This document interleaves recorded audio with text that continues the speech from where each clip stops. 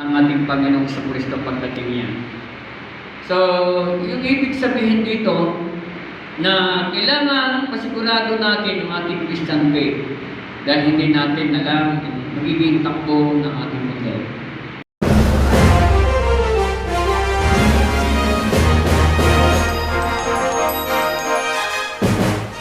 Hindi siya nagpakita ng pagkatakot, pagkabahala, ng pagkabagsak ng kanyang pagkatao. Hindi siya bumagsak ng kanyang pagkatao. Hindi bumagsak ng kanyang pananampalataya.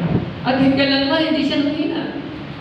At yung isang katulad ni Jose, maninindigan, tatayo sa kanyang pananampalataya. Okay, naintindihan niyo ako. Tatayo ang isang katulad niya. At alam niyo, yung maaaring mangyari sa mundo natin, kaya maraming mga tao na yung maraming tao, di ba, nagpaling-paling, no, di ba, na magkakaroon ng hoarding. Tama ba, hoarding? Ano ba ibig sabihin ng hoarding? Yung ang mga pagkain kinokontrol. Mangyayari yung yan. Kinokontrol ng kaya nagpanik-panik yung mga tao, nag-ipon ng At ganito yung nangyari sa bayan, sa bansang sa Egypt, nung sa time ni Jose.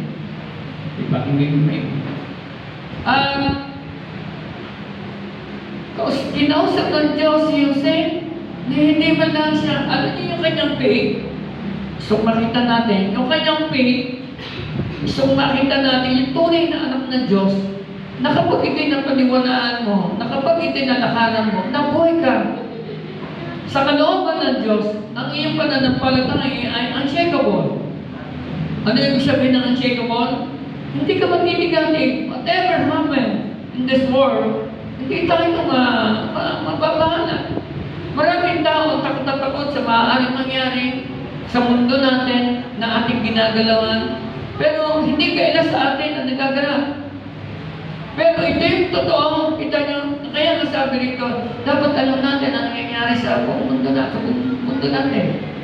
At dapat kaya tayo, magpakita tayo na ang ating faith, pananampalataya ay totoo. Na hindi tayo nababagabag, nababalis sa unshakable. Hindi tayo nababahan, hindi tayo natitigatig.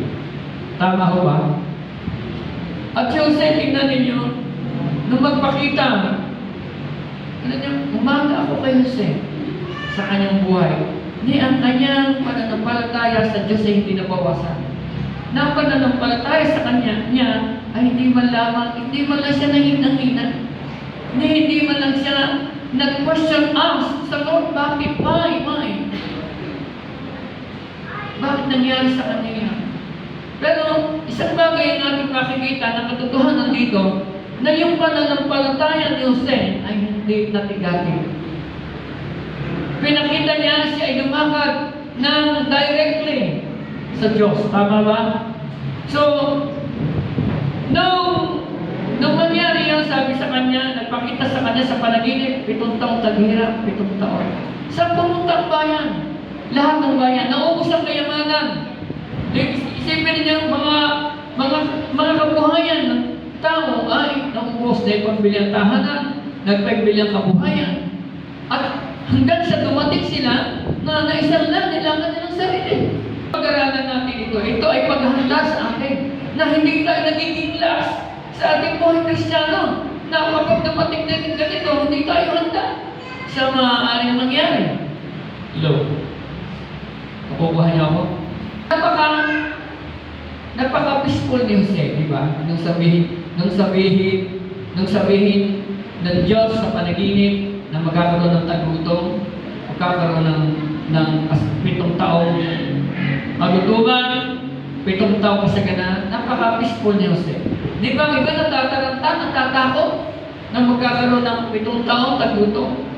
Pero si Jose napaka-peaceful.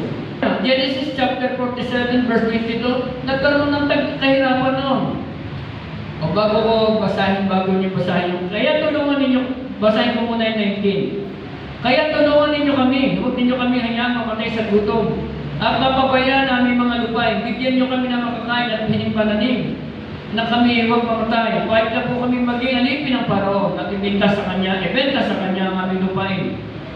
Nangyari na ito kahit nakuha ni Jose para sa Paraon ng lahat ng lupain ng mga taga-Ehipto dahil sa tindi ng tagutom.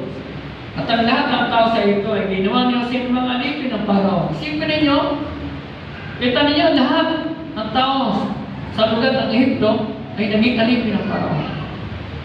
Isang bagay lang ang hindi na ano sabi daw sa 22 po. Tingnan niyo sa verse 22. Hindi lamang nabili ni Jose ang lupain ng mga pare, sapagkat ang mga ito ay may sapat na sustento ng Paraon. Sipin niyo. Ang ibig sabihin dito, we know the truth about the states of this world. Kailangan alam natin na gagawin. Tingnan po natin sa 1 John 5:19. Alam natin tayo sa Diyos at kahit na ang buong sanlibutan ay nasa kapangyarihan ng Diyos. Tingnan nyo ha, ito yung takbo ng mundo natin. Alam natin tayo sa Diyos, maliwanag ba sa inyo? Tayo na mga anak ng Diyos, yung mga anak sa pananampalataya, anak sa pangako, kita nyo ha, dapat naiintindihan nyo yung anak ng Diyos, anak sa pangako.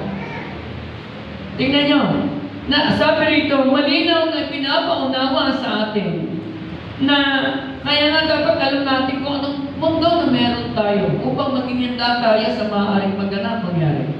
Alam natin na tayo sa Diyos. Kailangan malinaw nga. Alam ba ninyo kayo nasa Diyos?